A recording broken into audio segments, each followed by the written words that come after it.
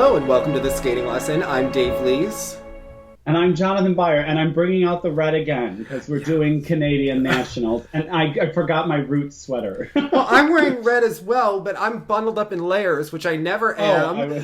Because Jonathan, it's 10 degrees in New York. I have seen all of this. I'm in Texas now for some concerts, and I dodged that bullet entirely. It's like you can't possibly get warm, and when you go outside, you can't warm up for an hour. And Jonathan, heck have you been? It has. I know, and I'm still not even feeling 100%. I have like throat coat tea all the time, and I'm a big nerd that way. So there you go. Well, Jonathan, you've been missed. You've missed a lot. Very much. You've missed a lot, yeah. Let's talk about Canadian Nationals. Make it about the skating. On to Canada.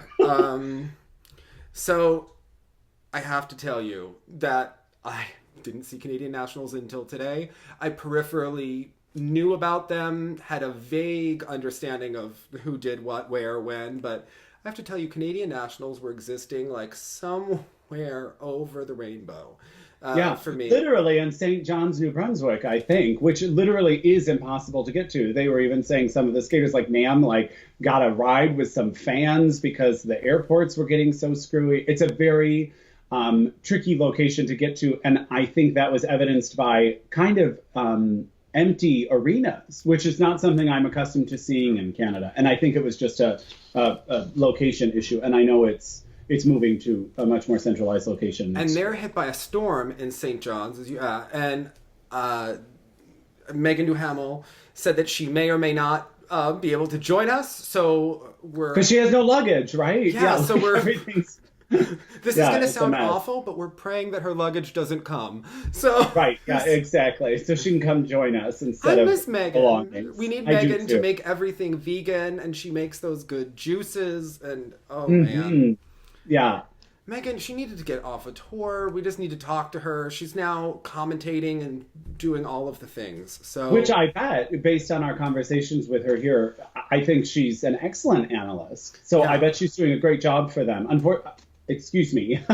I was about to word that incorrectly because I was like, unfortunately, we only heard Tracy Wilson and Sidekick. But that's not what I meant. Is I would love to actually hear some of her live commentary. And I saw Kaitlyn was doing that as well, but I wasn't able to hear any of that either. Yeah, I wish we could see all of the fluff pieces and whatnot because I want to dive into Canada. I wish we could just order that on Xfinity, like CBC. Yes, TV, like the whole thing. Yeah, exactly. I would like to be Canadian for a little bit. Yeah. By the way, Jonathan, before we get in, are you a Handmaid's Tale person? I have watched some episodes, and I was very taken with it. There's also a very interesting opera written already about the Handmaid's Tale. This is not about opera. Okay, you guys have your moment about everything, and your Madame Butterfly, and also, but I want to talk about the fact that Nexus is skating in the hoods. Our synchronized team from Toronto is performing to the Handmaid's Tale to Kate Bush's women's work song. Yeah. Okay. So that's something to watch about our Canadian friends this year. Yeah. That's a statement. Then if opera can sing Kate Bush, then we'll be on top of it, Jonathan. Okay, and then we will be right there. Okay, great. Yes. Oh my goodness. So, and I'm putting my phone right here. So unless we have to stop at any moment, it has been a day. So let's discuss Weaver and Poje. Jonathan, I loved it. I have to tell you. I did too. I was really surprised. The rhythm dance in particular, I was like, and we said, we didn't say if we necessarily thought it would be a problem that they were on tour or a help that they were on tour. But this was clearly, they have benefited from doing these on tour over and over again. There was a confidence to the pattern and a real beauty to it that was pretty phenomenal. How old they are? I forget at this point. You may need to look it up, but they've been around for so long. That's my point in this, is that they've been around and you could see the maturity. And it reminds me of when the ice dancers stuck around for 4 or 5 quadrenniums and you would see the improvement and the maturity and the skating. And to me, that's what really stood out in this Tango Romantica, is that they've done this pattern before, and they obviously have that base, even though they haven't practiced it probably for years, but when you spend that amount of time on something, it does come back, and they have the confidence, they have the chemistry, they've always had a great Latin chemistry, and I just think that the music is right for them in both programs. They have a softer music for the Tango Romantica than some of the other teams do, and to me, their programs, you know, we saw them one time earlier in the season. I find that I feel them to be more natural. I feel that the costuming is mature and elegant in both programs. They gave that sparkly champagne vibe, even though the Twizzles are not there.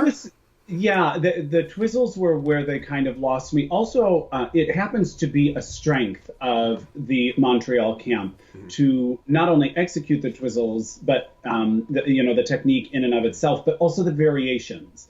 I love when we see unique takes on Twizzles because we can grow so easily tired of seeing the same thing over and over again. And the variation in the Twizzles that comes out of Montreal is so enjoyable to watch. And I thought that was the only moment in the free dance in particular that I was taken out of the ethereal quality that they were creating. Actually, in both programs, I felt were very ethereal compared to the kind of earthiness of Piper and Paul. I found that they had a grande dame moment, actually, to their skating. And I have to think that has developed in part because they've performed in so many shows this season and alongside Tessa and Scott every single day.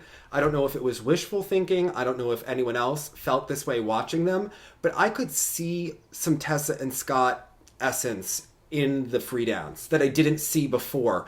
Just in the way Kaitlyn would grab his face. Like, she took more license to develop chemistry than they have in the past. And I don't know if that comes from Igor, if that comes from Pasquale, if that comes from performing. Just feeling comfortable, I think. Because it could be everything. There's something really to that actually doing the tour in this instance probably helped them immensely, I think. Well, think about in the 90s, they would tour for 3 months. Yeah, and they had more performance quality than skaters have now because you are responding to an audience and you're performing for an audience and you're rehearsing and you're having that kind of interplay. So I do think that I could see that because I found that the thing that worked for me, and technically there were deficiencies in the free dance. The Twizzles were not spectacular, and also the dance spin slowed down at the end. But I thought that the overall just performance I thought was wonderful. I preferred it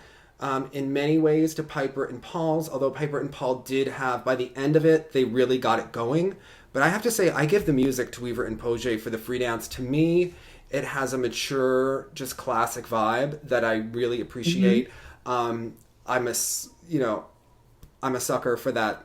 The split lift that they do at the beginning. It's beautiful. I know they've done it before. They could do it in every program. I fall for it, and I think that it had a lot of class. It just had amazing. There was the rotational lift was just gorgeous. I wrote, and I think if they can improve the Twizzles and the dance spin to a certain point, they'll be in it for a world medal. I think that it's going to be difficult. I agree. But I think that they have enough experience to be able to pull this off with more training. They did not win the free dance, but I think it was just a really superb quality to it. I'm such a sucker for some of the little intricacies. They have the storyline going on, obviously. The tribute to Dennis Ten, very poignant. I think international judges are going to respond to that. And there's a lot of moments that are very unexpected, I think. And that was especially happening for me in the rhythm dance because it's very difficult to not come across as formulaic for, I think, a lot of these dance teams, most likely trying to fit in these certain lifts, these certain, rotational lifts, all this sort of stuff. And I was constantly, even though I had seen them at the earlier competition, often I was like, oh, I forgot that was coming, or that was such an unexpected, interesting movement. That at the one point in the rhythm dance, I wrote, she hops up into these holds and she has both legs dangling and there's kicking happening in the air where she's, and it's just a side of, they have their traditional elements that we love. And then they're also incorporating some very unexpected new ones, which I also really appreciated. And nuances to the performance. I don't want to call it ice dance diva-ish. It's not diva-ish. It's a flair. It's a grand dame kind of thing that comes when you're secure and you've performed for a long time. And I think that has been perhaps missing in their skating before. They were always searching for an identity, and they seem to be a little bit more comfortable this season, at least in the artistic side. I think that they definitely have that down. I think it just works. The music works for them. It's a fit, and they obviously have some mileage, having performed so many times this fall. I think it was a risk, but it paid off. I think better than we imagined. Yeah. Better than we imagined. Right. So the pattern it was quite good. I thought that it just looked. I always look to that moment in the rhythm dance to know how I'm really going to evaluate. Is when the lady crosses over the man's back leg and she does the move like that. Like to me, I make it's a subtle differentiation, and their lines match so well, better than Piper and Paul's, which has never been their strength, and their extension. I mean, Jonathan, you like a tall giraffe, and Weaver and Poje are your tall giraffe team. They are lengthy, they are long limbed and matched in that length. Yeah. And that's what's really nice, because I think so much of this is what style do you prefer, which vibe are you going for? But really, to me, this was lost for Piper and Paul in the rhythm dance and the levels of the rhythm dance and the pattern itself. And it was just that Weaver and Poje's was so glorious, I thought. One of the finest I've seen all season. Now sit down, because I know that you're not going to believe the words that are coming out of my mouth. Okay. But after watching this here, I prefer this to Hubble and Zach. I have to say that I don't think that maybe the technical is not as precise, especially in the free dance of what we have seen from Hubble and Donahue, but the vibe is more... The effect is more on point for me, at least artistically. The program works better. It's less forced. It's just more of a complete thought, and it hasn't been mangled and changed and to make something that I think the Hubble and Donahue... But we haven't seen if they've reworked it and now it works spectacularly, but I have not been thrilled with the Romeo and Julie at free dance. I don't think it's them. I don't think it was the right vehicle. And I think it dulled what made Hubble and Donahue raw and special by taking a team that was maybe unique and an outsider and trying to make them traditional. And it just kind of dulls the edges to make them almost into that leading lady, but it's ineffective for me. So I found that this, I don't know, I go back to the pictures, and I have that picture of Kaitlyn Weaver stretching in that lift, and to me that's worth a lot. That's worth a lot in terms of overall aesthetics. Right. So well, because it's almost like in this particular example, like we are trying to compare apples and apples, but it should actually, in an ideal world, be an apples and oranges discussion. Maddie and Zach have such an incredible strength and ice coverage and large presence that if they had really gone that route, we would be just contemplating which aesthetic was more interesting to a particular person at a particular time. But they're trying to beat Weaver and Poje basically at their own game, and I don't know that will work. But I'm intrigued to see Zach and Maddie in person to see if that power makes it different than it comes across on television. Yeah, and it's interesting to me that Hubble and Donahue are performing to Maria de Buenos Aires, which Weaver and Poje performed to at the 2014 Olympics.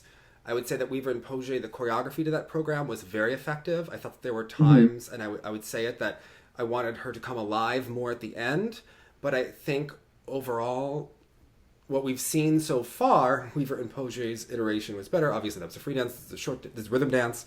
But you are apples to apples. The comparisons are everywhere. So yeah, exactly. And I think it's like you said, they became much more contenders for a world medal than I realized. It's a little bit like being able to have the confidence to own the moment. So to milk every single thing the way you would milk that lift for the crowd.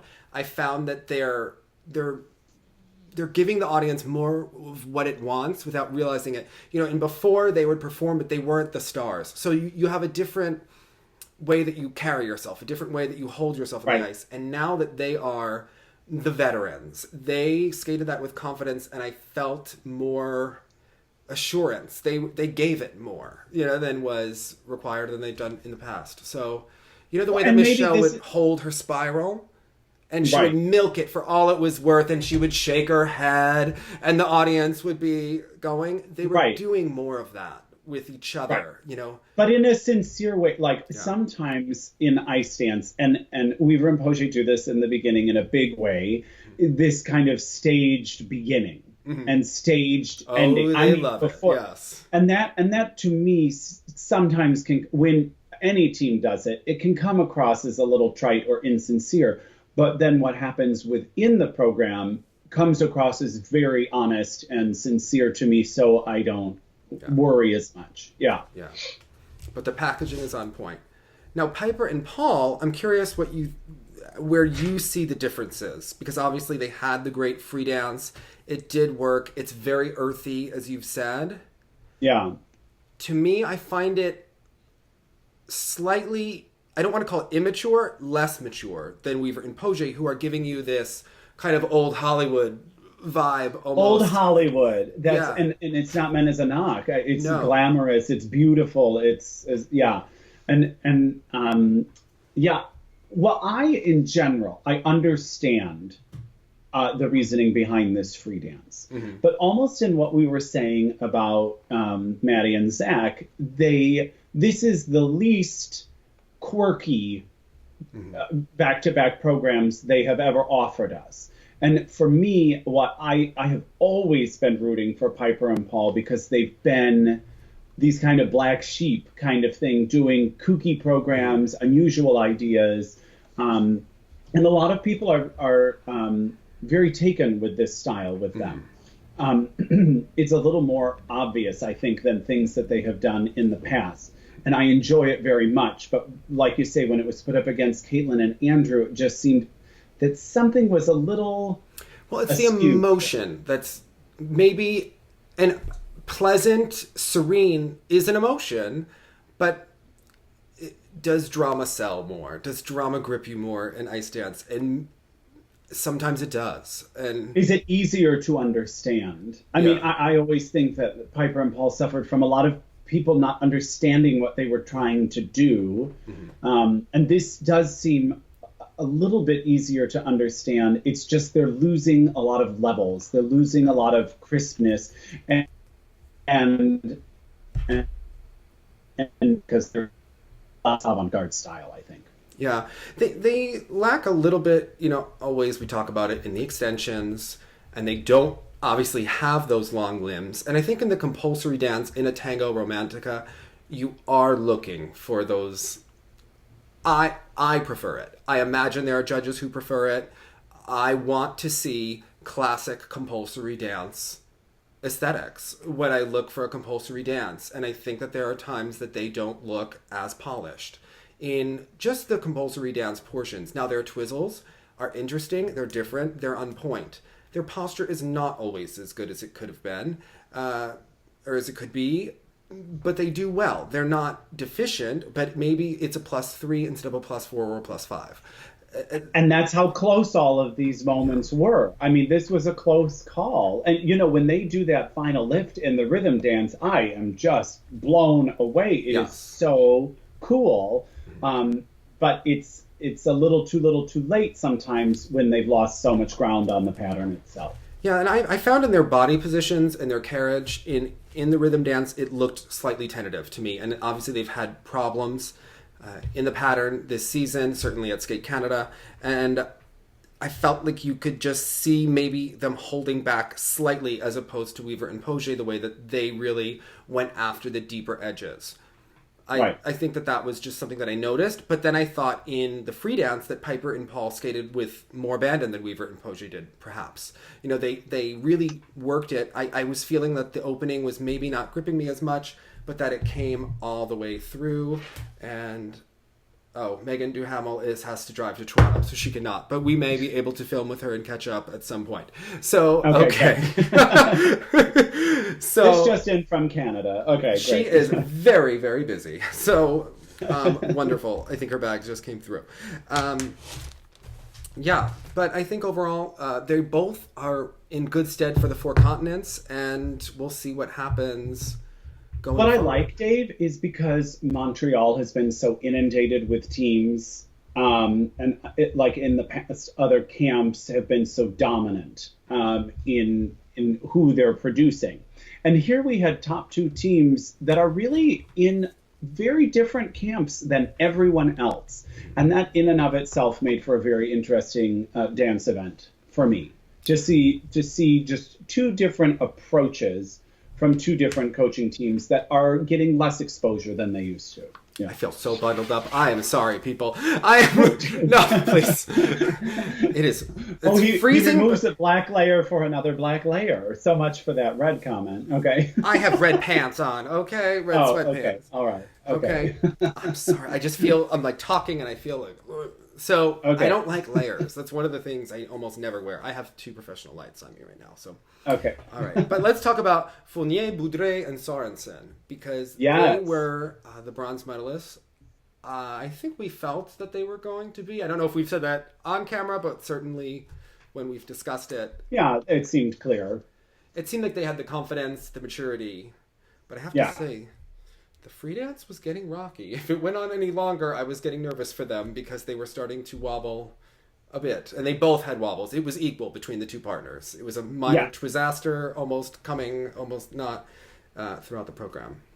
Yeah, but this was a time I was able to watch just with more. I don't know. I was paying attention to more of the details this time around. And in the flamenco program, there is a lot more details than I've been noticing before. And even though they kind of lost their focus or whatever was happening towards the end of that, I felt there were a lot of nice touches, a lot of that. And she was really selling.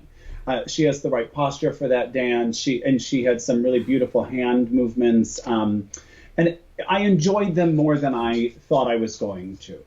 Yeah. Not that I don't enjoy them, but and the twizzle entrance, and they do this amazing kick afterwards in the rhythm dance. That's exactly what I was talking about. Like these cute is not the right word. These innovative variations that are being done in the choreography in Montreal. I really appreciate it, and theirs was certainly a good example of that. And you have not been happy with Montreal this season, so this is quite praise for you. I felt like it got a little stale, or everyone got a little bit of the same. So to see some of these variations, I was like, see, that's fresh. I like that. Yeah. I'm with you. I found that I think that a flamenco can be challenging. Obviously, in a free dance, it goes on a long time. You have to be a little bit more staccato, and that probably presents some challenges for them. I think in a short. It has to be exhausting. Yeah. I would think. Yeah. Because they were giving it a lot of intensity, but I was like, oof, this is hard to sustain for anyone. Yeah. So I think that is a challenge. Would you want to do another Latin kind of theme when you were already doing a Latin theme in a rhythm dance? For me, it would be a bit overkill. It's a risk. Yeah. And I don't know if I would be able to do that. But. You also have to worry, are you going to get sick of being the Latin essence? Because in dance it comes to performance, so what's going to inspire you for 8 to 10 months out of the year? If you're doing all Latin all the time, maybe it could be a lot. It could also help them perhaps refine their characters and develop into that theme. So it is interesting. That'd be interesting to know. I prefer him without the man bun, I have to say. I think he's gorgeous. I'm not a fan of the man bun. He really is. Yeah. I don't mind it. I don't really enjoy a man bun. That's just my personal look. Okay. Yeah, I shocking. I'm like, what did someone say? They said I looked like a twink. I was like, well, thanks, I think. But take it in the intention in which it was tried to be given. Okay. Like, I just don't grow facial hair, and it would look patchy and weird and creepy. Okay. I don't. Okay. I don't think. Then you have made the right choice, Dave. Yeah. I'm like, I could tell you where the follicles are, and it wouldn't look good. So okay. I know. I think it was Brian that said that to me. Okay. Let's talk about Caroline Suisse and Shane Fierce. You can you can correct Caroline's pronunciation. Usually, no, but remember it's Québécois, which the French would scoff at anyway. So you never know how you're supposed to say it. Parisians would say it very differently than everyone in Canada is saying it. Yeah. So, going back to last year's free dance, the Fred and Ginger. Were we informed as to why? Because it seemed a little bit of a last-minute haphazard choice, perhaps. Well, they've had a really difficult season. They're a team that's been building over the last couple of years, and certainly they've had a lot of problems competitively this year, where they just haven't delivered. Maybe they were supposed to be fourth, and they've been sixth or seventh, or their Grand Prix were not as strong, and they certainly haven't been a team that's been moving forward this year. And you have to wonder, are they impacted by the fact that Weaver and Poje did choose to compete again this season, and now the Danish team is on their backs to get this? And that was my impression, and I could be completely off base, but I have to wonder if they did feel that they were losing their grip in Canada, and then with all of the new teams in the rink, there's always a hierarchy in a coaching situation. Who is the priority, especially when you're all in the same category, whether it's official or unofficial, you feel a category. Now, I know that Marie-France and Patrice and Romain have a schedule that's actually so detailed that every 15 minutes they move around the ice almost to a different coach to work on different elements. So theoretically, every team should be getting the same amount of attention, and it really does appear to be the most professional rink I have ever seen, which is unheard of in skating, that it does not seem like it's run like a mom and pop shop. Now, are you getting the same emotional energy, the same investment? I think that is a big question. That's something that they seem to balance, and they seem to do a good job of it, but there are always questions. Can you always give every team the same emotional energy when you're driving in your car? I think there's also, are they coming up with the ideas? Are the coaches coming up with the ideas? So this is a team, though, that seems to have gotten lost in the shuffle, whether it's their own confidence or that, but they have been tripping, I think stumbling a little bit throughout the season. And I mean, this was a particularly error-filled free dance from both of them, because she was wobbly and then he dropped her. You know what I mean? There were a lot of things clearly that weren't focused and centered for them, I felt, in this performance, and they looked a bit shell-shocked afterward.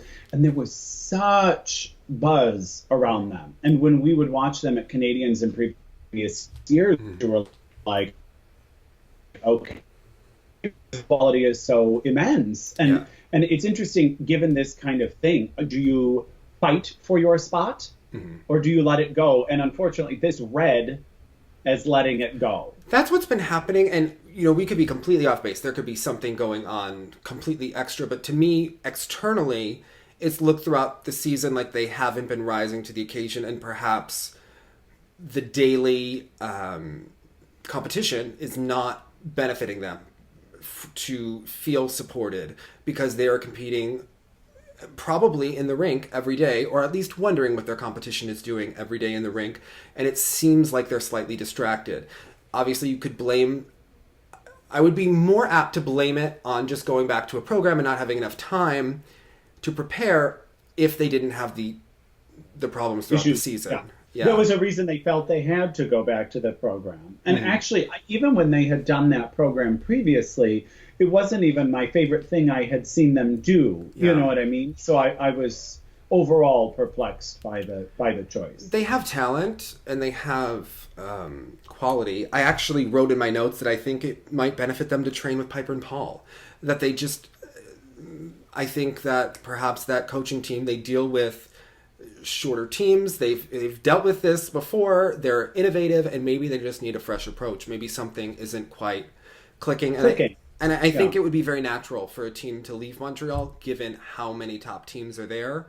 And I think this might be a team that needs a little bit more individualized attention to get them to the next level. And I don't think that's a knock that any of the ice dance coaches aren't good, because I think there are so many very skilled teams and such skilled programs. But I just feel like this team, there's some sort of individualized coaching that might help them a little bit more to... Everyone would respond in a different way. When we talk to, are you responding to the coach that says you can't and you're going to prove that you can? I certainly wouldn't, but a lot of people would. And I think this may just be an example of that. If this style doesn't work for them, and the longer they kind of linger, I think, in this kind of nebulous placement and performance quality kind of thing, I think the higher the risk of staying there. Mm-hmm. Yeah, and I imagine next year, if Weaver and Poje compete again and do a similar thing, if there's another tour, this will continue to be a situation that they have to face. It may not just be a one and done situation. Right. I don't think that Weaver and Poje have indicated if they have plans to come back next season, but if they do, I think that this is something that, they'll have to, rise to the occasion and make some sort of a push. Now, they could do it within their same situation now, but I'll be very curious to see what happens. It just seems like a lot of repetitive performances where I think something should be examined about what's not clicking. So that's right. Yeah. But I still think that they have the talent. There's something about them. Again, I have to say that, like the flamenco, I think a quick step for a free dance, it has to be difficult to sustain for that amount of time. Oh my gosh, yeah. It's literally called a quick step. My goodness. I think that may be a little bit challenging. I think that they try to find something to do with them because they are shorter and they don't have the long limbs that you might do, but I think it might be a little bit too much of an ask, although they're going for that grand ballroom thing, but I don't think it quite hits the mark. I don't think her packaging her dress quite hits the mark of like that long flowy skirt that you want. There's something just askew there. It reminded me of Shaylin's River Dance for a second. I remember when I first saw it, I was like, when they came out in the packaging, I was like, is that what we're about to see? And then it ended up being a Fred and Ginger kind of thing. And I was like, I wasn't going to catch that. Yeah. It will be interesting to see how they move forward. The green is I don't know. I mean, it may be a reference that I'm not getting, but it doesn't work for me. But I have to say, I thought that Kirsten Moore-Towers was really on. What a moment for her, I thought. And she ever since I don't know if you were doing the interviews with her in her apartment, maybe in Montreal. That was an Airbnb that I was staying at. Okay. And she came over when she had her concussion, and she brought her dog. So, which I love. Wait, but I've been to her apartment too. So it could have been. Did you film there? Yes, the one with Jenny, I filmed there, and I combed her hair, and and we had pink lady tea, and she gave me Olympic gloves that I wear. Okay. And that's when she had pictures of herself with Liam Ferris all over the apartment, but we weren't supposed to say that they were dating. And then the next year, she came over, and she was in my Airbnb in Montreal. So which time? Either of the times. What I found, short hair, long hair. She had cut it. I don't even remember. But she was talking about like, this is hard for me. She was like, I was at a certain level and I'm trying to do this, and everyone, it's hard and it's a tough pill to swallow to start again and and something was so real about her. She's very relatable. It was relatable. Even music, whatever industry you are in, you identified with the kinds of struggles she was describing so openly and clearly. And I have rooted. What did I say? It was the first year. Sorry. The first year. Okay, yeah. I thought you said Kirsten, because often I say Kristen like an idiot. But it was so, ever since that moment, I was like, I am rooting for you, even though maybe the programs aren't my particular aesthetic choice. I'm not a general fan of that particular choreographer's output, but I'm rooting for her. KMT always sells it. She does have that Kristen Chenoweth quality to her. She always does. Yeah. In the sense that if she's happy, you're going to know it. And remember Scott Phillips said about Nancy Kerrigan? If she's happy, you're going to know it. If she's not happy, you're going to know it.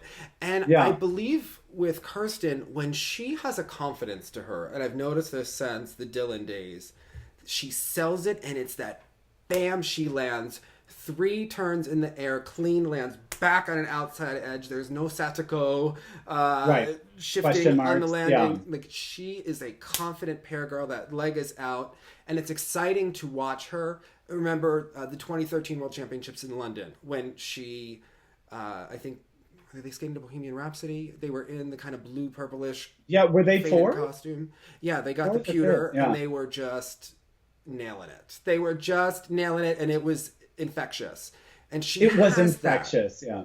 When she is on, she's that kind of je ne sais quoi, where she's exciting because she has strength to her. There's a real grit, and I appreciate it. But it's that confidence, and the beautiful story is in seeing someone who skated with that confidence that was infectious, like you're saying, and then to see it kind of falter as she reevaluated, had to regain her footing, literally and figuratively, and you're like, oh my gosh, it's come back. To see the process, take that time in an era when we're talking about people that make these changes, how fast is one, they stuck with it. Yeah. And I was really happy to see this for her. They seem to have a nice rapport, a nice friendship that they've maintained throughout. So it seems to pay off. There doesn't seem to be a tension that can make pairs skating uncomfortable to watch. I think that they really do a nice job. I think that also they've adapted to being the leading pair in Canada. It's been something throughout the season where it hasn't always just come naturally. They haven't just been nailing it throughout the entire season. I believe she had ankle problems over the summer, and surely that could have slowed their training a bit. So I think that they've been doing a good job of improving throughout the season, and I thought that this performance was quite strong. It looked like they fought for the twist a little bit on the triple twist in both programs. You could kind of see her eyes go. But do you ever notice that she looks at him to kind of like sync up, before they go into their jumps? And that telepathy, I think if Kirsten Moore-Towers looked at me, I would perform. Land. Yes. Yeah. And the 3-jump combo is going well for them. Yeah. I think that's a great. I think that's a great choice. Better than the double axel Euler triple Salchow. I think it always looked rushed and out of unison. And though it was worth a great deal of points, I never thought they were going to get the GOE for it. And I think in a season when that's what you needed. Yeah. And I always felt like you never know this, but does a haphazard, sloppy combination, like a double axel Euler triple Salchow, does that impact the judges on the PCS when they're looking at you when you're so out of unison? To me, I can't unsee it. I can't unsee you jumping so far out of unison when I'm giving you the points. And in addition to then the GOE coming down, I feel like somehow the PCS accidentally takes... I think you just assume things are rocky in general when they probably aren't. It was just an unusual combo. It just is like that glaring thing. Yeah. It's like that spot on Nancy Kerrigan's boot in the Lillehammer Olympics that you can't unsee by the toe, and you're like, where is the boot polish? Where's the white polish? It's in every photo. There's that little black scuff on Nancy's skate. Does it bother anyone else? Yeah. Why wasn't Peggy yelling at her somewhere? Jonathan, have you ever noticed that, or is this my little... Oh, no, I've absolutely noticed it. Okay. Absolutely. That's like my little widow's peak that can drive me crazy in every picture. Oh, okay. Like, I'm not hating. Okay, we all have that little thing that drives us just a little nuts. Okay. Absolutely. What I will say about KMT also is the lifts were nice to see. Watching, this was perhaps a more unusual pairs event than we've seen in, we were missing a lot of pairs, I should say, that brought the level very high up, without Julie and Charlie, without Dylan and Luba, without Megan and Eric. We were missing quite a lot of top quality athletes. And what really made Kirsten stand out were also the lifts and the spins. They were some of the few pairs just in general this season that really delivered on their spins, I think, here. They really do train full programs in that camp, and they certainly do pay attention to all of the elements for, I would say, watching how they do train in that rink. Now, I'm just going to say one slight thing that wasn't my favorite moment, because everything was so amazing. And you know how we used to talk about, there used to be that transition into the throws that a lot of pairs were doing, where they would just like, the girl would just like hunch up in the fetal position for a second just to get a point. It never really aesthetically worked. Before her throw triple loop in the short program. Oh, in the short. Okay. Yes, there is, she's like upside down or something. And unfortunately, Tracy kept drawing attention to it because she liked the position so much or something of it. But it was, it was an unfortunate position. I bet they have a more aesthetically pleasing, less drafty kind of entrance into the throw, I think. Would make it more effective. Do you ever feel like Tracy Wilson is your skating mother or skating aunt when she's commentating? She just feels so familiar, so Canadian, so lovely, and yet we feel like she's pointing out all of the right things when we're watching. But kindly. She kind of balances this thing where she's not going after someone, but she's stating something that someone can work on, and that's okay. They need to work on it, but they probably should. It's her. It's her counterpart who's really annoying. Tracy is fine. Rather, she's Someone said to me they were playing a drinking game where every time he mentioned how Gogolev is like the young gun or the young kid or the little kid that they would take a drink. And I thought, well, gee whiz, I hope you had Gatorade the next day because I couldn't have made it through. Do you ever notice that he likes to talk during the ending spin and he'll always be like, Jonathan Beyer, giving the crowd what they want to see in St. John. He does it in every program. But then when they create those montages of like Canadian nationals and then they just play blurbs of commentators saying those kinds of comments, and I was like, is he intentionally creating sound bites for the montages? Yeah. So Sandra used to say that you have to wait for the moment in the program when you can talk. And you can notice that she does that. She does it in her daily life. Yeah. Yeah. Sandra, can you answer the question? Yeah. No. I believe it's about the passion to skate. You know, she waits. Yeah. Whereas she's like thinking about it. Jonathan Beyer opening the top button on his collar here in Texas. And the crowd goes wild. You know? But he would say things like, in some of the men's event, he would be like, a triple axel like butter. And it was like kind of two-footed and under-rotated and hunched in the landing. And I was like, you can't be the person to say that. You have to let Tracy let you know that actually that jump is probably under review. And you just told the public that it was amazing. And now everyone's going to be confused when they don't get that. She kept trying to cut him off artfully, I thought. When he was going down a path, she turned it very, very quickly. And I appreciated that. I'm sure she would give you that wink and let you know that subtly off that she appreciated your... Yeah. I sat at a press conference with her and she was staring at me, yes, and she was the only professional of the commentators who was there, and she was like nodding and yes, giving me the wink. Yeah, I just felt like... I see you. That's like what this kind of thing is. And you can hear it in the commentating. And that's why she feels like this amazing resource, because she's like, obviously it looked like she wasn't as trained as she might have hoped, and you're like, yes, that's correct, Tracy. That's a very nice way to say that. This is about getting back, and she has more of a Canadian accent when she's in Canada. In competition. Yes. Yes. Yeah. It was Nam Nguyen. Yeah. Landed the quad Salcombe with help from Kurt Browning.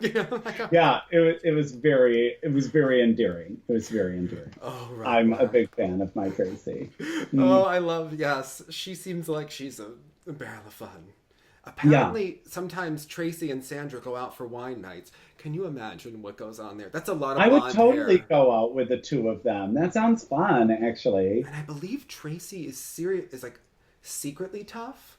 Like she's had a career for years. I mean, look. Yeah. Apparently, she she kept that gay in line in the partnership. That's right.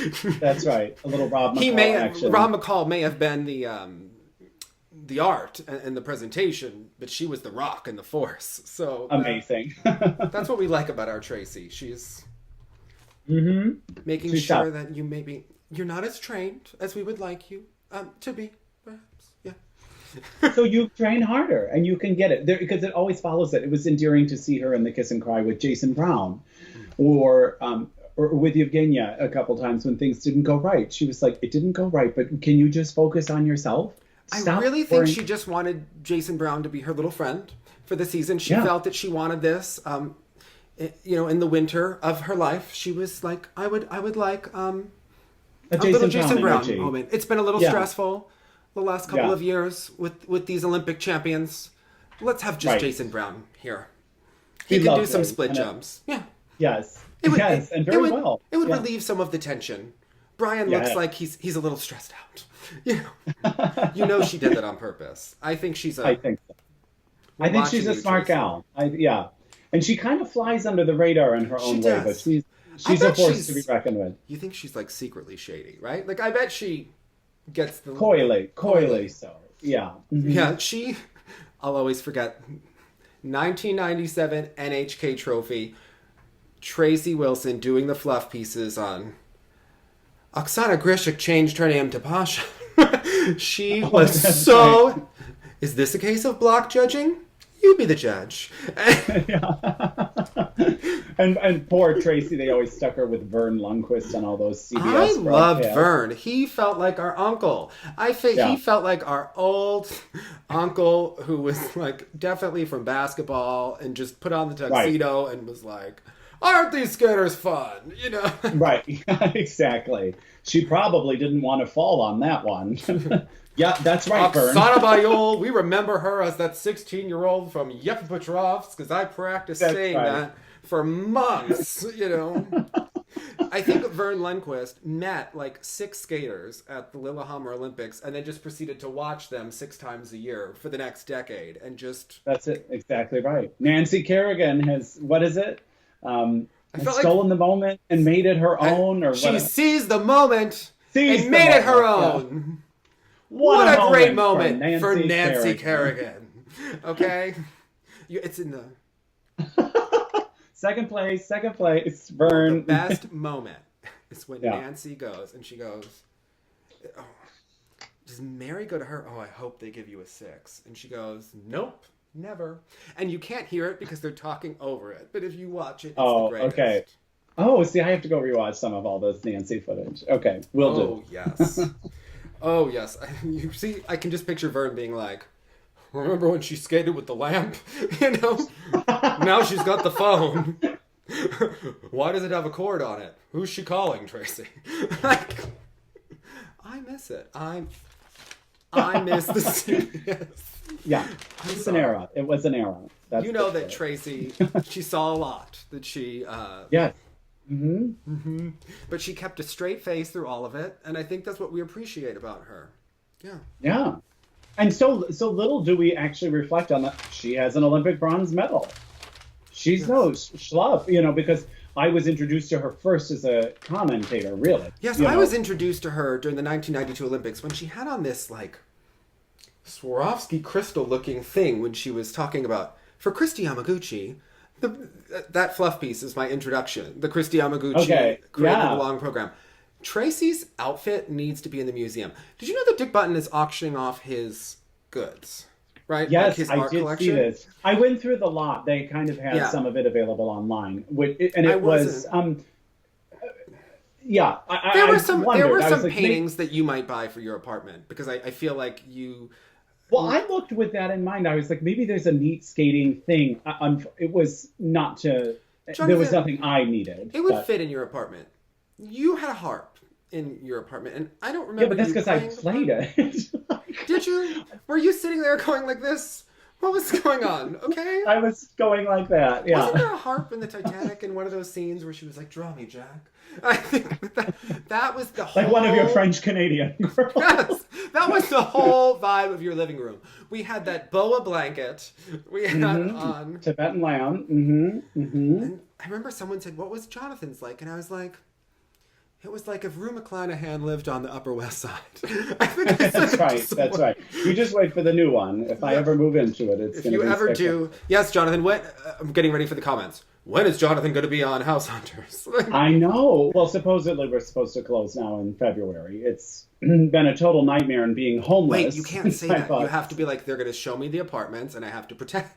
I mean, I have to look at them, right? Right. I will go house hunting in February. I love that they're all fake and that they all are acting. Well, they have to be. They have to be a point, because otherwise, like, look at me. Like, I thought I was moving into a place in September, and it's now February. You just ruined HGTV for everyone. Okay.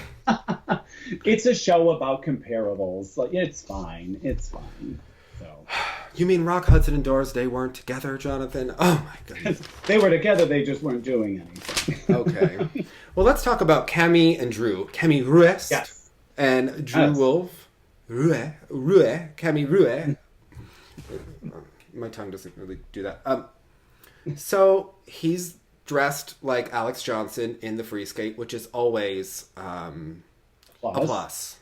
I didn't know I could love him more. He is really the nicest human. He is so nice. Jonathan, they're just not bitchy enough. You know? They're just two nice kids skating. You miss the fight. You miss, like, that edge, the grip. I think that they just lack that grip. They just... Yeah. They're, like, lovely for a show, but I don't know if they have that fiery intensity between them or within them. They're a couple now off the ice, and they do all of the wonderful acro yoga together. And they're so supportive of one another. But, you know, he falls... She falls. We never see turns. We never see a Deanna moment in the kiss and cry. We never do. Right. Exactly. And Bruno Marcotte doesn't seem like he's going to be giving the Deanna or the Jim Peterson tension. So where does it come from? Yeah. And it has to and they just look like well-adjusted people skating, which is unusual in the sport. Yeah.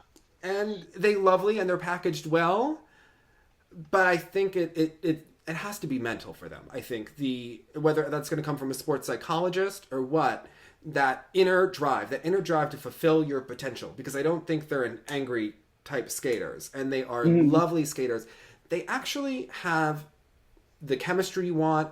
They have the overall look that they want. They should be the silver medalists right now, but they just don't have the attack. And I kind of assumed going in that was what would happen. I didn't, because I don't trust them as competitors. Okay. But I think that they are lovely skaters. The qualities are there. Yes. Yeah, like the triple twist had a nice height to it. I mean, that last lift... That was terrifying. Right. I mean, and a fluke, hopefully, but it's just and they have some gorgeous lifts. They have the most beautiful, elements in the program not the twist, but they have a lot of beautiful moments. Well, the height was good. The landing was just crashy a little bit. Yeah. But that has been such a struggle for them, that element. So I think that was actually a step forward, but they just don't seem to have that Megan Duhamel intensity. They just showed up to the rink and liked to skate. But that driving force, that I'm going to make it. What did Bella Caroli say about Getty? Getty, she came back not like a smooth running engine, but I'm going to make it. I'm going to make it. And she proved it in the workout every day. Every day. Getty's going to make it. That's what they need to do. Getty, they need to land. They need to be the kind of team that's going to land that vault on one leg, and they don't have that yet.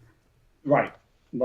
That's that inner, I'm going to be the winner. Dave, if you're a coach and you're going to help inspire that, or a choreographer who's going to help inspire that, I don't know that sleepy, soft rock.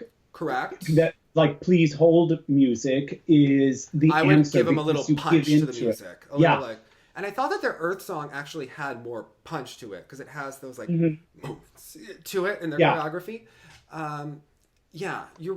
But if they go there, because even when I was just watching it, you know, another like dated soft rock thing from another Canadian pair with this choreographer. You're just like, there's a total tendency to get a little sleepy, both watching and maybe a little. You can sit it down a little bit easier that's exactly it.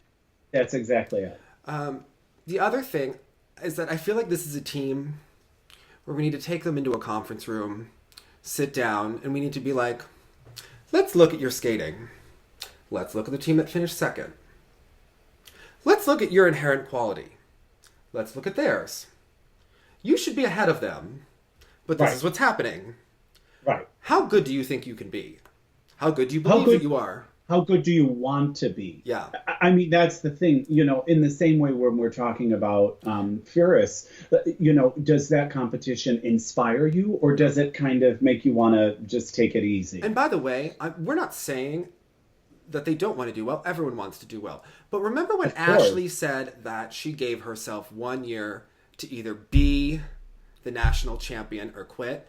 That's the kind of drive and determination that I think is missing. It's a subtle decision that you're going to do it no matter what. And I think that that is just a vibe that's not there when they go out to compete. It's that internal belief that I'm going to do it. This is my destiny. And I think that once they click into that gear, that we'll start to see something else, because they haven't had that gear. And I think that's why we see them middling more than they should be. You know, they're falling back, but they can do it. They have... Because they have nice qualities. And it seems like the ingredients are there should they... I think they could either have a nice life skating in shows and relaxing, or they can make that decision that we are going to be Olympians. We are going to do this, and we're going to make it happen. And I think that if they do choose to do that, we'll see that, you know, come forward a little bit different more. Kind of motivation and inspiration. Yeah. It's just a little too nice and a little too, you know, this is sweet, but it's not. Right. Yeah, I gotcha. And Walsh and Michaud, they don't have the skating quality, but they delivered, you know, here. But they have improved their skating quality. And I was interested by this because they went to Paul McIntosh, right, who brought up Andrew Poje and Scott Moyer and things like that. So you've really been talking to JS, and he's been like really schooling you on the Canadians. No, I've been talking to all these other Canadians. Who are your Canadians? Do you have different Canadians than I do? I have different Canadians, so we can keep it fresh, you know. Who are your Canadians? Who aren't my Canadians, Dave? I've sung in Montreal and Vancouver, so I hit up both coasts, remember? And you have Vancouver Canadians? Come on. No, but they were talking about Paul McIntosh, and actually Tracy brought it up on the broadcast. But then I was asking people about Paul McIntosh because it seemed like the idea of ice dancers, teachers, is such a great... I love when the other disciplines seek out the help of an ice dancer. Okay. Or an ice dance technician or someone like this, because to me, that's when you really see the improvement in skating skills. Excuse me. And I think they took a big step up here, although, yes, inherently it is probably maybe bronze medal material in this lineup, but they seized the moment and made it their own. Seized the moment and made it her own. What a moment. That needs to be for just... Evelyn and Trent. Remember how Rosie O'Donnell used to have those buttons on the side of her desk? We need those, Jonathan, where we can press... She seized the moment and made it her own. Made it her own. Do you think Tom Pascini knows how to make that? Because he's good with the audio. Well, we're going to ask, aren't we? I love him, by the way. I just said, Tom Pascini, meet Ann Jensen. Ann Jensen, meet Tom Pascini. You two just need to compare notes and run the world. Yeah, exactly. And then let us know how it goes. Okay. Yes. Oh, man. But she did have... They both had great ride out of their triple toes too, I thought, which was really nice. Evelyn and Trent. Yeah. And they did a very unusual takeoff before, especially in the short. You see it before their throw loop. Okay. She does, and this is, I would have asked Megan this, because then I went back and looked at Kirsten's, and hers is much more subtle. But Evelyn full-blown went like, boom, boom. Like she was clearly doing a turn, your shoulders, turn it back. Like I could see her counting down the steps of her technique. And I was intrigued if it was just showing a little more than some of the others, or if theirs was a bit more of a unique take. Go back and look at it. And you let me know. I will. I want to look for that shoulder action that you're talking about. That's right. A shimmy, but actually in preparation for a throw. Yeah. I would like. Well, I want some new Canadians. Do you want to be my Canadian? Right. Will you be my Canadian? Okay. My Canadian. Justine Brousseur and Marc Bardet, we've been hearing about them, and they withdrew from Zagreb, and we haven't seen them. That triple twist lived up to the hype. Oh my God, Aliona is jealous. I mean, right? Oh my God. Is that inherent height in... At least I have Germans, okay? You may have Canadians. I have fake Germans, okay? No. Yeah, exactly. I was like, which Germans? Because that's not Aliona. Yeah, okay. But if you have Yuta Miller on speed dial, please let me know. Okay. I would love it. Okay. Right? I think we need to hang out with Annette Putsch because she seemed fun. Don't tell Linda. Well, I messaged her. She doesn't know if her English is good enough. I'm like, we could work it out, honey. Don't you worry. So we will figure it out. I'll translate. It's no problem. She seems really sweet. I don't think Linda should be that upset. She lost to a nice person. You know, it was. She did, and Linda was never upset with Annette. That's true. She did tell us. It was that other one. It was the West German girl that was a real pain. Remember, not the East German girl. So there you go. And it was the Lisa Marie. Well, that was an in-house competition, but Dagmar Lurtz, that one really got to her in a different way, I think. Oh man! By the way, speaking of Linda, do you watch Denise Bielman's Instagram? She still skates. Oh.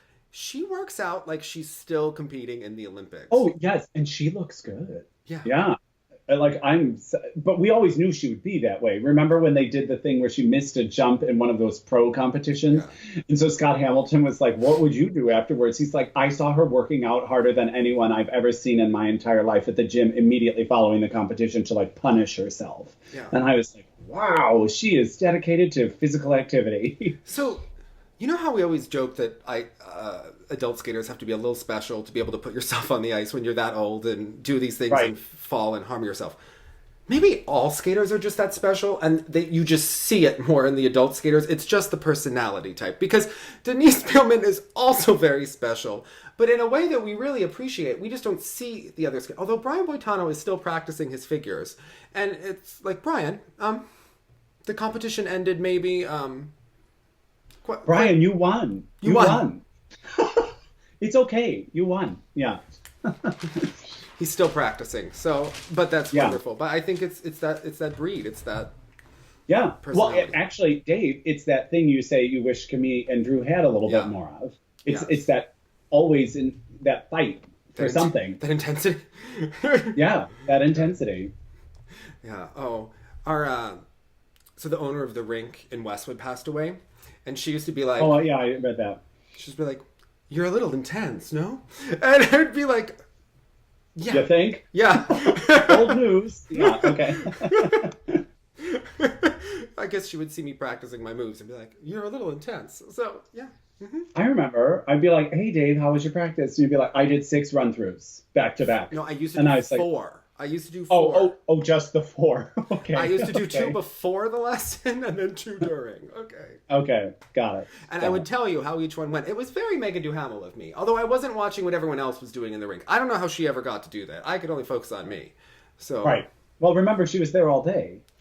I know, but she knows every practice session. I'm wondering, is she still paying as close of attention when she's interviewing someone? Is her eye going like this and being like, that only looks like a level 3 step.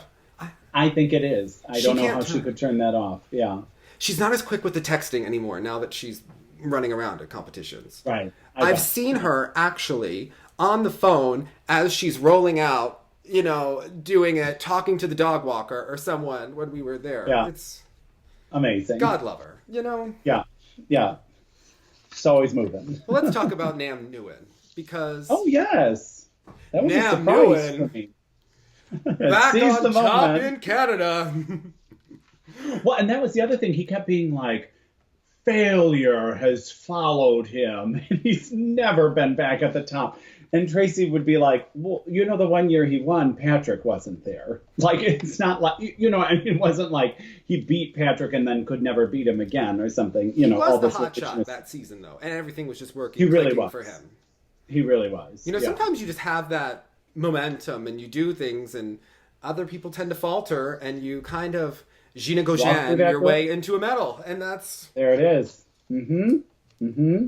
It was nice to see. There's still a bit of that hunching, albeit a little bit better, and you could tell they were trying to work with it a little bit with like these casual kind of rolly programs. But the quads seemed much stronger than I've seen them in a long time. Oh, speaking of Gina Gauguin in Romania, okay. Our friend Isabella Daniela Chicoiu, who is on the adult show that you haven't watched yet, because I know. Anyway, the one who has her notes of all of her lessons, by the way, we love her. Okay. She let us know that she trained in Onest when the Karolis were training Nadia before Nadia went to Deva after the 76 Olympics. So we were talking a little bit after the interview, and I said, so were the Karolis scary? Were they intimidating? And she was like, all of our coaches were the same. They were they weren't any scarier than anyone else. And I was like, okay. You combine honestly in that country. Okay, let's... Yeah, exactly. That's intense. But I mean, the atrocities that were being committed in that country around the same time made that seem like nothing. You know what I mean? Like, it was a tough... Well, yeah. Isabella's skating story is one of sweet revenge, as she told us. So, I mean, Jonathan, really, this woman is such a star. She just needs to come and be... be a star. Yeah, yes. Okay. I will check her out. I promise. Check her out. Let me tell you something. Her footwork that she does... She can do more real footwork than Alexa and Grace. Okay, I'm not kidding. She literally does. Because you know how obsessive she is about it. Yeah, amazing. And like more than half of the Americans, like she really actually goes for it. So yeah, it's something. It's impressive. I bet. It's impressive. Okay. Yes. Okay. By the way, did anyone else like fall in love with her intensity? And unfortunately, you can't really watch the film outside of America, but we had a screener. I don't know if you watched it yet. So anyway, moving on. Nam Nguyen, he I think it's working for him this season. I was pleasantly surprised that he won the Canadian Nationals, I have to say. I was rooting for him, I think. Okay. Well, it's been a little hard to watch someone who was so good at something at maybe 16, 17 years old, and then they go through this period where it just seems like no matter what they do, it's not coming together. So I think it's very satisfying to see him find this success again. Yeah. I think that's great. Yeah. And I know that he proved. I think for me, still, the speed is what makes me lose focus a bit on his skating at times. It's the skating skills that have just never developed at the same rate as his jumps, I think. And there was much discussion here that his speed was greatly improved. Mm-hmm. And that's great. I hope it continues to do so. Mm-hmm. Because I was like, where is the disconnect for me personally? And I think when you notice it on film or on television, whatever, YouTube, then to me it must be even more glaring in person. Oh yeah. So, yeah, because when you see skating and you're zoomed in, you can't really see the difference. Yeah. And it's hard to have that perspective. But you almost want him. Speaking of people seeking the help of ice dancers, I want him to go work with like Buchan. That like oversell that they almost do of their rhythm dance. I was like, I need that a little bit more in Nam's skating, and I think I would be much more drawn into it. But it was really nice to see him do so well. So you remember when Catherine Hill did the videos and the skating lesson in 2014, and she broke down the 5 parts of the body, and she told us that we should we should be holding our hand. She's now been dating Ben Augusto for a year. Can they just coach everyone on like learning how to skate, basically, and how we should learn how to hold our heads? Couldn't you just say it? We could be holding our head on our knees, and they could have their own little academy. I am always like that. Yeah, I want. They always say like in Alexander or Feldenkrais or things like it's the idea of like that nose in front of you being buoyant, and then I'm like, oh yeah, I'm like that and can't do it. So yeah. Things that make you go, okay. So Stephen Gogolev. The young gun. He's only 14. Did you feel like Rod was rooting for him to win? I felt like Rod wanted a Tracy William moment. 100%, yeah. And it was distracting.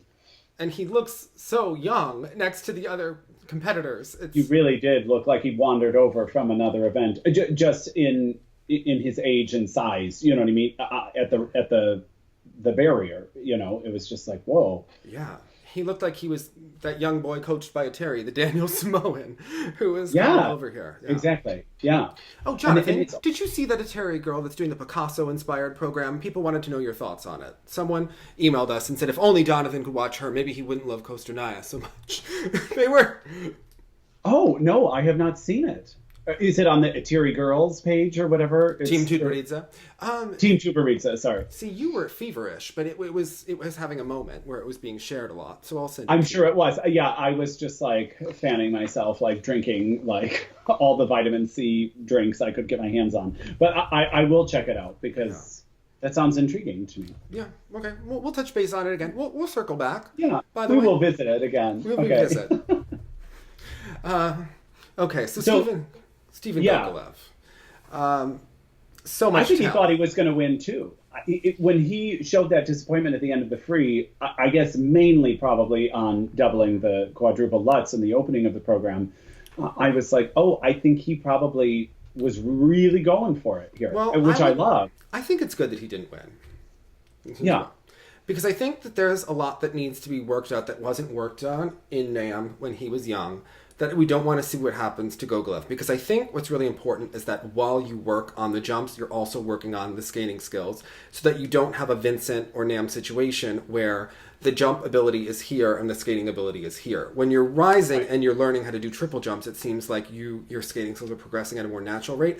And then when you just start hammering the quads, there starts to be that disconnect. And I think and Doug Hall will say, well, he's so young. Well, he needs to keep working on it. He is. Yeah. But if there is more attention paid, because he doesn't have that performance quality yet. And Nathan Chen did at that age. Remember Nathan went through that period where he was so showy and he would look around the rink and he would do the Godfather and he just had that star quality. And then he went through his like 14, 15-year-old phase and then now he exudes it again. He's able to re-own it, yeah. I think that that's what's missing from Stephen's skating is the real character and personality. It's missing. It's dull, and he wears the gray costumes, and the performance is a little muted. Which again is totally like, I don't know that I really like hit my true personality at 14. You know what I mean? I was starting to find out, you know, like kind of what makes me tick and all this sort of stuff. But it's yes, he is young. Mm-hmm. So when people say, oh, give him time, it's just one hopes that give him time, that within that time, that is also being equally weighted in its importance. Yeah. And here we're judging him against Keegan Messing, who does have that charisma and that persona. For days, yeah. And unfortunately, you can't just award him potential points. You have to award what you see in front of you. And I think that is where, when we talk about next in a couple of days, how Alyssa Liu is judged in Detroit, I hope it's judged based on the skating that we see on the ice versus what the potential. Yeah. And I think that is, it's hard when there's buzz, and Stephen Gogolev is a name. He's a buzzed about skater. We've watched him. Right. He's been, at the senior level very young, landing quads. We certainly know what his potential could be. So I think that I hope that they do pay as much attention to the performance and the showmanship and the skating skills as they do to the quads, because it seems like there's such a rush to get the quads, but I think what we've started to see with Nam is when the skating skills aren't there, then the quads start to go too, and they start to get injuries because you're spending too much time on the quads, and then you can never catch up. Right. It just becomes, a problem. So, balance. So there's that. Yeah. And the spins. Yeah. It's interesting to me which jumpers and which skaters become so effective in their spinning. Mm-hmm. And then which ones kind of let that get away from him. And I think the spins for Stephen are also something that they could work on. It's becoming a cricket club thing this season. Not with Hanyu. He practices his spins. Yeah, but inevitably maybe came that way. Javi had good spins. Yeah, it seems like this fall they weren't working on their spins so much. They were a little jump-centric. Yeah. So yeah. Ebb and flow, I guess. Ebb and flow. Instead of the edge class, we need our spin class every day. Because Jason keeps his spins from year to year. He doesn't need to spend that much more time. Yeah. How much better can Jason Brown get at spinning? Not much. Right. Let Jason teach the other ones. Yeah. Well, that would be good. Yeah, for both. He would cheer. He would cheer. You know. Yeah. Yeah. I think, and that's important too. Yeah. So that's how I would. Keegan Messing. Also known as Tigger. Because I've never seen anyone bounce off their butt like that when they fall on a jump without using their hands. Have you seen anything like that in your life? He just bounced up, never put a hand down. He must have incredible abs. Yes. He would do a seat drop in the floor routine. Have you ever seen someone do a seat drop in the NCAA? No. Oh, it only happens in the Southeastern Conference. Okay. I think I've only a handful of can do it. Okay. You have to have extreme abdominal muscles. You just have to stand there. They usually do it for the last tumbling pass, and they're standing, and then they just let their legs drop, and they bounce on their butt, and they stand back up again. It's very effective. Yes. Well, he would totally be that. I mean, I have never seen a jump fail and then recoup so quickly in my life. And those jumps that he saves with that deep knee, it's unbelievable to me. And he is someone. Again, now I saw him live several times when he was still competing for the U.S. I don't remember the last time I saw him live, but you can tell he's skating like just a bullet. Like he is flying across that ice. He reminds me of Scott Hamilton's footwork sequence when he would run across the ice. He has that kind of circular. Yeah. Yes. The Tanya Harding Dancing with the Stars finale footwork sequence. It's pretty amazing to see. Those inherent qualities are and also a great spinner. Yeah. Great spinner. Well, remember Megan said that she thought he was the best spinner in the world, and people were like, "What are you saying?" But he is very good. He's a very apt spinner. Yes. Yeah, he really is. So maybe aesthetically not as good as others, but he does center very well, and we'll give him credit for spins. Yes. Yeah, and again, the speed, the maintaining of speed as the positions change is also very impressive to me. What did Dick Button used to say? She has very good spins. Spins are very difficult. We focus on the jumps, but the spins are what important. Remember, he used to Good for you, Lucinda Rue. That could be another button. Yes. Oh my goodness. Yeah. John McD and the McDLT. That's who you could be, Jonathan. Who? Remember Rosie's gay piano player, and he used to be like, "Yeah, Rosie, you could be him for Halloween." Vaguely remember that. I vaguely remember. I have to go. Jonathan, it was only the greatest show in the history of daytime television. When her show was on. You were young. Well, I was younger. Okay. I know, that's what I'm saying. I don't even know how you remember. No, obviously the greatest talk show host was Joan Rivers. Yes. Now that is the talk show. Okay. That's us. But the skaters would say that she's very mean. And you'd be like... Oh. Yes, exactly. And Joan would say, well, whatever. Okay. Yeah. You know who broke my heart here? Yeah. Who I forgot I loved so much was Roman. Yes. With the minute he started skating, I was like, I had... and I don't mean that in a dismissive way, but I don't think maybe I had seen him skate maybe since the last time we did a Canadian Nationals recap. Yeah. And I thought, this is beautiful skating. And when the quads were clicking just right, they were really great. And I know that they sent Nick Nadeau, right, to Four Continents, which I understand because of the placements and blah, blah, blah, blah, blah.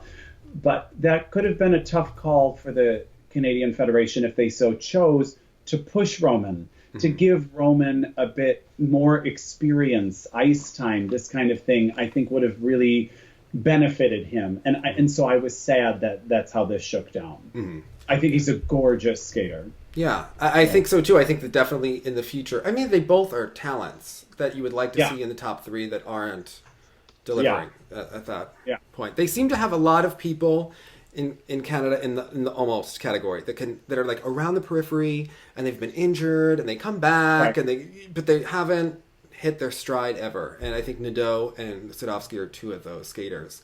And then you have Orzel, who also has potential but seems a little bit stiff in competition, but they have talent. Air position. Orzel, the landings were a little like less elegant, but the actual air position was so beautiful to see in him. Yeah. And also really nice qualities in his skating. A lot of them have a lot of qualities that maybe Nam is missing, but they have it more, and they're just missing the competitive. Yeah, putting it all together at the right time, yes. Yeah. So, I could see one of them rising in the future, I think, above Nam or moving ahead. So at any moment, they seem like they have the potential. Well, the Waxel for Nick Nadeau was tough, and I think... Well, the Waxel was tough, let me tell you. That was a hard watch. I would imagine it was a harder skate.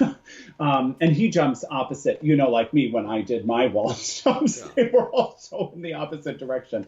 But really, Roman, I hope, is able to. And 6 foot tall. Hello.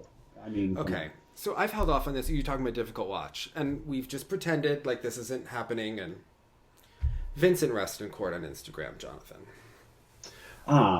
That situation. Yes. Have you ever seen such a transparent vulture that just seems opportunistic? Yeah. And it's exploitative. I was like, wait, it's not expletive. I have expletives, but about the exploitation. That's a tough watch. It's a tough watch when he's saying something like Gracie Gold's first off-ice class, and you're like, first in this series? First in this... Yeah, and I don't know. Then he shows them racing, and Gracie's 3rd out of 3, and you're like, okay, you're not putting your student in the best light. It just doesn't seem... Helpful. Yeah. I don't know. There's something askew there that it just makes me uncomfortable a little bit. I don't know how to describe it, but something is off there. Also, he said that he lost 12 pounds in a week. Jonathan, do you know how hard that would be to lose 12 pounds in a week and how unhealthy? And then you're coaching someone that has had body image issues on the record, and you're talking about losing an unnatural amount of weight. And I don't know. There's something there that's just a little off, and Well, and I remember back in the day rereading all those articles he used to write and interviews he would give about the French Federation. And I think from day one, the aura around that was, I never quite understood it. It makes me quite uncomfortable. Yeah, something is, there's red flags, I guess. Someone said that Ting's dad has a real plan, and that he used to keep Vincent in better line. But they say that Vincent also, people in the ring, said that he wants to keep the students, so he doesn't really force you to do run-throughs. And then he's also taking his students to Shake Shack, which doesn't seem very... conducive to competition or something. Not that we're saying that you shouldn't be able to eat, but you want to promote healthy behaviors, right? Rather than eating Shake Shack and then losing 12 pounds in a week. So it just seems like there's just something's missed there. I'm just telling you, we'll watch that develop. I don't want to label it as stuff, but it's a little uncomfortable. It's becoming like a cringe watch. Yeah. All right. So the ladies. Yes. Yes. That transition was tough. Okay. Yikes. Okay. Alaine Chartrand seized the moment and made it her own. So I thought my girl Larkyn was going to do it. Well, you know what? I'll tell you something. I know she was doing her 1994 Alaine Zayak content, technically, but what I like Larkyn. Okay. I do. And I will tell you what, I thought her short program was actually a really nice vehicle for her. I always think of her doing. Did she have like a jazz singer program, or do I just why do I think of her like a jazz singer, like Eliza, like with a Z? Yeah, there wasn't all that jazz kind of element to one of her programs. And she's got like the Sally Bowles haircut. There's something about her that's just So now Alaine doing Sunset Boulevard. It was that why invite on the nose, like after Ross Minor. Remember when he was skating to Memories, and you were like, oh, there's a couple of unfortunate choices, and to hear Glenn Close but no cigar squawking out some Norma Desmond, and you're like, these words are too close to home. Come on. Michael Shanley and I went to see Glenn Close perform. 20 years later, songs didn't sound any better, Jonathan. I'm just letting you. I don't know how they could have sounded any different. So Patty's still upset about it. I know she is. As she should be. Yeah, exactly. As we all should be in a way, but That's Stephen Sondheim. Apparently they've reconciled. Imagine. Well, Andrew Lloyd Webber is. Andrew Lloyd Webber and Patty. But I'm sure she's fought with Sondheim at some point too. So. Andrew Lloyd Webber is the one where Patty, as she reads her audiobook, where Evita speaks to her in dreams, by the way.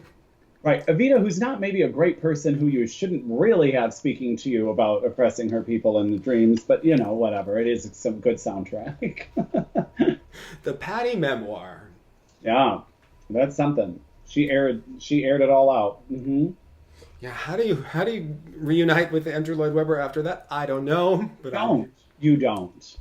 Well, apparently, I think they have. Are they still? Maybe that's updated. Some of the Broadway queens will be like, that's not true. Well, and Andrew is he's basically irrelevant at this juncture, even though they did Love Never Dies, that sequel to Phantom that I know some people that are doing the tour, but I don't think he's really relevant. But I'm sure that Broadway people are about as sincere as some of the skaters, so that's yeah. Okay. Alaine Chartrand. A lot of coaching changes going on here. Yes. In general, and this one seems to be the closest thus far to something. She's not taking spills, but instead now we're dealing with some under rotation issues and 2-foot issues. And I think, again, in a different field, it may not have been so relevant. You have to say she's definitely struggled the last couple of seasons, so this has to be a tremendous personal victory for her, that she really did walk through the opportunity, because her career has been on a down, and she certainly was the best of the field at this competition. And I'm intrigued because, she was someone, she had no filter in the kiss and cry after her skates. You really know where she's at, I think. And I'm intrigued if this it wasn't a dream skate, but what a dream for her to regain the title. Yeah. I'm curious what 4 continents will look like for her. Yeah. If this motivates her to be better consistently, or if this now brings some crashing down some other kind of pressure for her. So I'm very intrigued because I don't know what will happen for her at 4 continents. Well, sometimes her technique has not always looked as solid, or it looks like under pressure it loses itself. It loses identity. It almost control. Like she just kind of throws it into the wind, and it's like, well, let's see what happens. Yeah. Let's stick, Rough around the edges, if you will. Yeah, but I think it certainly has to be a motivation, I would think, or just a positive vibe to finish out the season. I mean, she obviously didn't qualify for the Olympics, so I think it has to be a boost going forward. Obviously, Gabby Daleman, great short program for her. I think better than we anticipated off the ice. Oh, okay. She had been open about dealing with a lot of personal issues. And the stigma, you could, even as they were trying to... The article was confusing. I just point that out. Like, that didn't seem to be like what we were hearing. It seemed a little I don't believe that there aren't issues, but I don't know. I didn't believe that it was all just like a concussion, but whatever. It's not important. It just seemed a little strange. It didn't seem like they were... It seemed like they were being open without being completely honest. I have to say, what I'm getting at. Even when the commentators were talking about her struggles, or off the ice and things like that, you can sense there's an uncomfortability still. And I don't know if this is just stigma about actually owning mental health issues in general, but you can tell no one really understands what to do with the commentary on it. I think if someone said, I've had struggles with anxiety, everyone would be like, okay. You know? And I think that you're going to say that a concussion is going to cause that or whatever, and I'm sure she could have had a concussion. Who knows? It just seems like they're really uncomfortable talking about it. Right. And I think in general, if we've seen anything, is that skaters need a lot of support with mental health. I think is certainly that's something. Who wouldn't? Yeah. Especially in something where it's very isolated, it's very insular, it's very high pressure when it is. It seems it can be toxic environments. And abnormal. Not a lot of people are doing it at your age. I don't mean abnormal and sort of weird, but it's not regular. Not everyone is. You're not in traditional situations that the average human being comes equipped to know how to deal with. Not a ton of peers that are traveling to Russia at 21, to go perform in front of a couple of judges and 20,000 people and then go back and be homeschooled or something. It's just like there's not a lot of peers going through this. So I think, if anything, there needs to be more support. And it felt quick for her to be back in competition, but I don't know the motivation. Did they think maybe she could be ready by Worlds? I don't know. And who is to say, what's too quick and not without knowing. Did working towards something in general help? I just think it was questionable when the mom had a quote like, is skating part of the problem or part of the solution? And then going out when Tracy said that she wasn't trained to do a free skate. To me, at the nationals, I wouldn't be able to do it. I know for me, I would never be able to do something at that high of a level that I didn't feel prepared to do. I think that to me would be a struggle. And it goes back to the Gracie situation. Yeah. And you mentioned the short program where yes, she was in the lead, and yes, she stayed on her feet. She may not have been as trained as she would have liked, and that was evident perhaps by the end of the short program. And they were not the kinds of jumps that made me feel they were going to be there in the next couple days necessarily. Yeah. And I thought after the short, I was like, where does this go? Because it seemed to indicate to many people that perhaps the long wasn't going to be ready. Mm-hmm.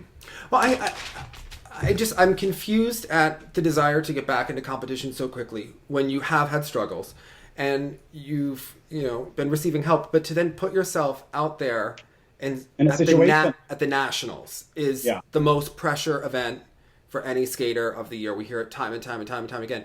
And if you're not trained, it has to feel like when you go to school and you take in the dream where you take the test and you didn't know you were having the exam that day. It just has to feel like that. And I think And it did seem at the end of her free skate that she was really disappointed. It wasn't just that she was happy to make it through. It seemed like she did want to do well. So I think that makes me think... And that breakdown in the kiss and cry was heartbreaking. Yeah. Regardless of the skate or what you're doing, to see someone's heart break in front of you. But then that makes me seem like, why did we do this? Right? The same thing with Gracie. Why did we do this? Why are we pretending that we're taking someone who is at a vulnerable state and just pretending that it's going to be magically better? You know why? Magically better. Yeah. And we've talked about this in a bit in another episode we probably did about mental health in general. I think that there's a rush to be better. Yeah. All better now. I was struggling, but I'm all better now. And as we know, you're not all better ever, and you are certainly not all better on a timeline, and that timeline when you are in your late teens, early 20s, whatever it is certainly more than a couple of months. And it's to me, it's trying to force a solution, trying to rush a recovery of any kind. It's no different to me than when you send out the girl on an ankle that's not healed yet or something like that because you didn't give it enough time. And again, from for me, it's so personal. And for me, it would be so much more traumatizing than just sitting it out. And I'm a person who's had anxiety issues. I've taken medication. I've switched medication. I've switched therapists. I've done different lifestyle things. I've done breathing. I've done meditation. I've done yoga to work out, to try to maximize and make the most out of your potential, I think. And it's common. But also, you are a very go-getter, A-type personality. Which can work for you and against you when you're... Well, and that's just the thing. So then when you tell someone like that, so Gabby does have that fighter instinct that we were talking about, that maybe Kemi and Drew are enjoying the skating right now instead of fighting aggressively for a placement. It comes with tricky territory, because I'm sure someone like Gabby, maybe someone like Gracie, no one knows, but of course they want to get out there and do it. And maybe Gabby was envisioning this like huge victorious moment. It's hard. And certain things that they make you do when you are a high stress person, like I was assigned to do activities that I wouldn't be good at and to still learn to enjoy the moment.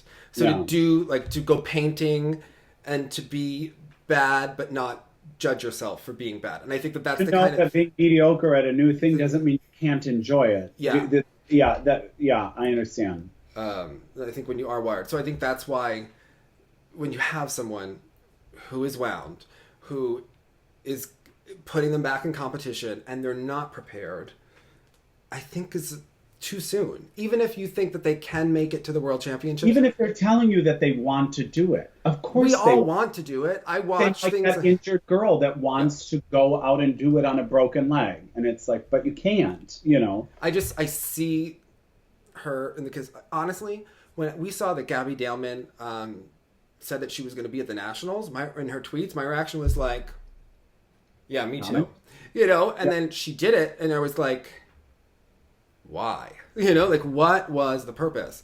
Just for 3 spots? I mean, that's rushed when someone's off the ice for that long. It just seems like not do you foresee her being named to the world team? I mean, it's clear they left everything open intentionally, and I think Gabby... think you have to give her every benefit because she has the most potential. She has medal. I think in a sense, she has earned it. I mean, other skaters have not made it to free program in the past. I mean, I think if you run the risk if you don't send it, if it is safe for Gabby to go for herself. I think she is the one who would still place highest, even amidst an Alaine Chartrand or maybe arguably 2 other Canadian ladies who it's very plausible may not make the final. Yeah. And that goes back to the whole having the mental health and the performance coach at a part of maybe the decision-making process about what is going to be best for Canada, for Gabby, altogether. Right. You know. Yeah. So, and we did see other skaters, Veronique Mallet, Aurora, did very well here. So... And that's what I'll say about Aurora, because she went to Ravi, right? And there were limitations to this performance, perhaps in an international kind of scope. But what I will say is, I remember her, and I know that she has the pelvis issue and all this sort of stuff. But it seems like Ravi also, in the same way we were talking about Paul McIntosh working with some of those people, he seems to have really helped with her basic skating. Yeah. And that was, when you actually see that, because we hear all of this PR stuff. Oh, I went back and I reworked it. Now I have all my skating skills. And you're like, oh, really? Because I kind of missed that in your program. It kind of just looked the same. Or, all these people who talk about improvements that don't seem evident.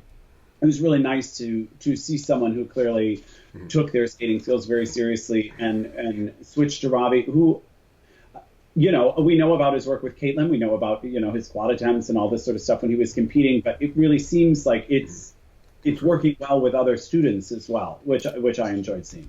Your Canadians really have you very prepared. You know about Aurora's skating skills. I'm very impressed, Jonathan. Your Canadians...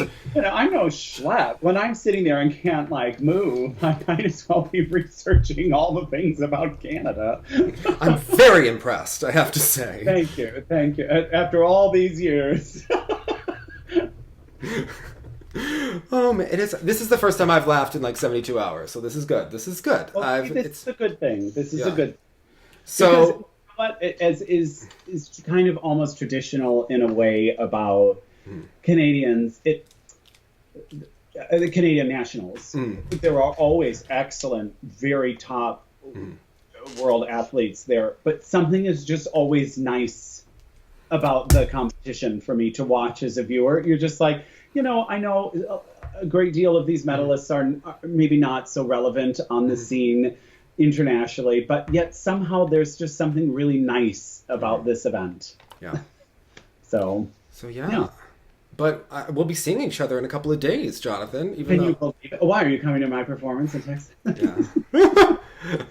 Well, yeah. I will. What are you looking forward to? I know originally it was on the schedule to do U.S. Nationals preview and Canadian recap this weekend, and it obviously, given the circumstances, things have kind of shifted a bit, but the Nationals are continuing and they are going on. So what are your thoughts? I haven't even, my brain has not even gone there in the last 7... I mean, outside of what's been happening even within skating, within myself, I've just been so distracted. So I feel like to be in the moment will be very telling about a lot of things. And again, there's so many different things to be observed when you finally get to see things live. Now, I have seen most of these skaters live many times, the ones that we'll be seeing at Nationals, but I've not seen these particular programs. So like we were saying about Hubble and Donahue, I'm intrigued to see how Chalk and Bates are going to look live. And how that material stacks up against even Jean-Luc and Kaitlyn, who are riding quite a bit of momentum, in their own way. In the ladies, I'm very intrigued what happens with Alyssa Liu and these sorts of things. And in the men,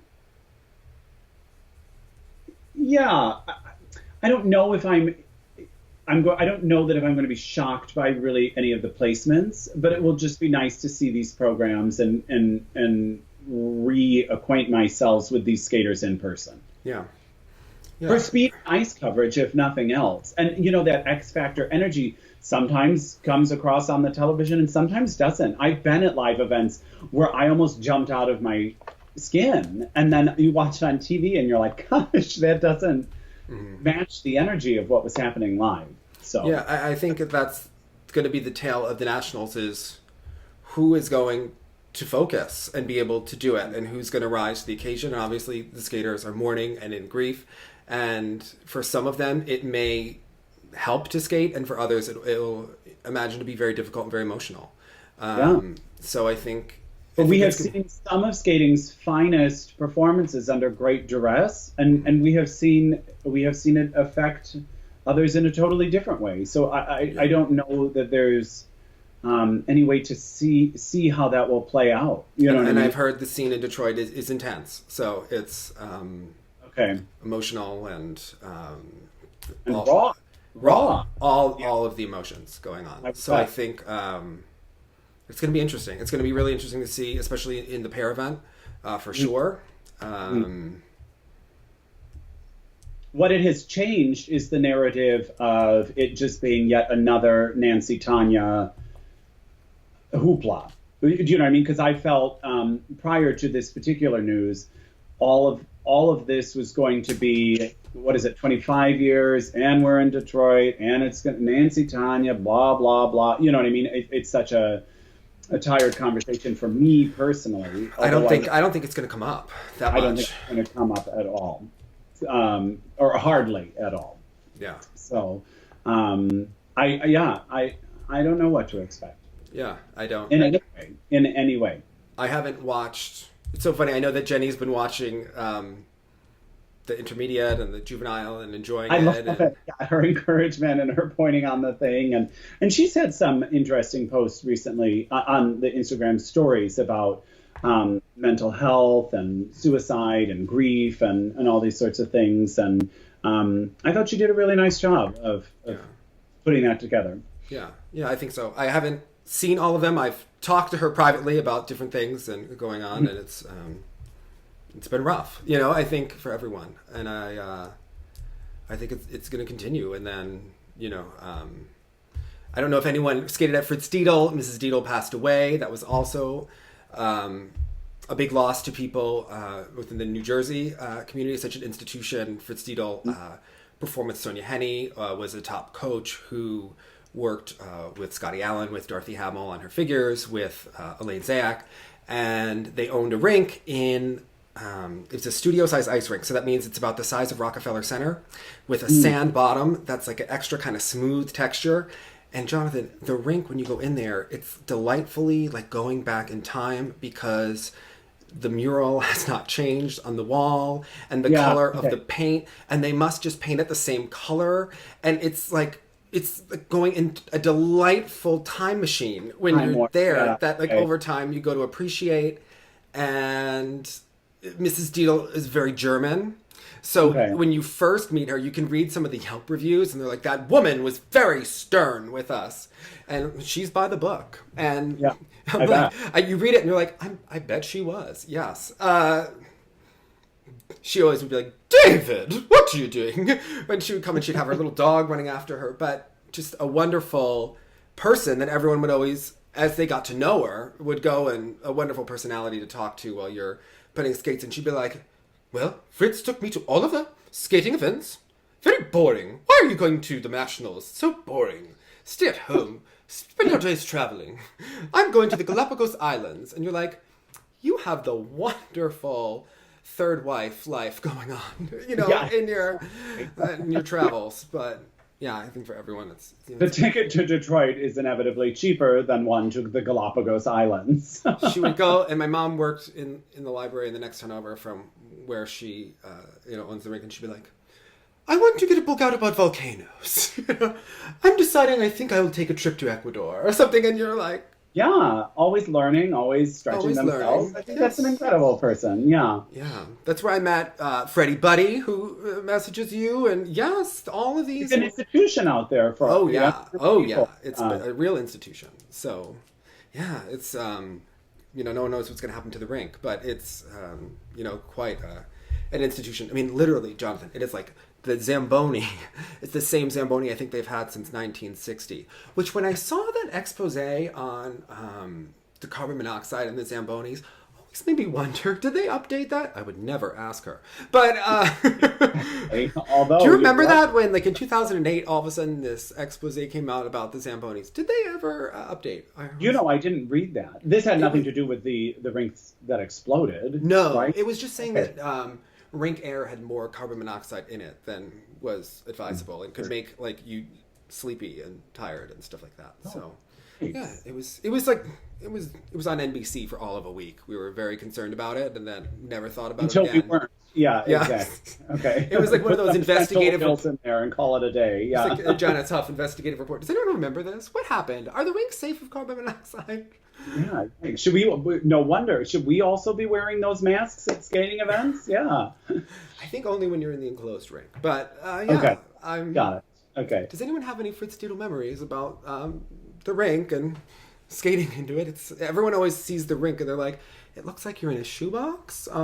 What's going on there? But very lovely. So anyway, I look forward to seeing you in Detroit, and I hope it's a positive nationals. So hold an edge and look sexy. Bye, guys.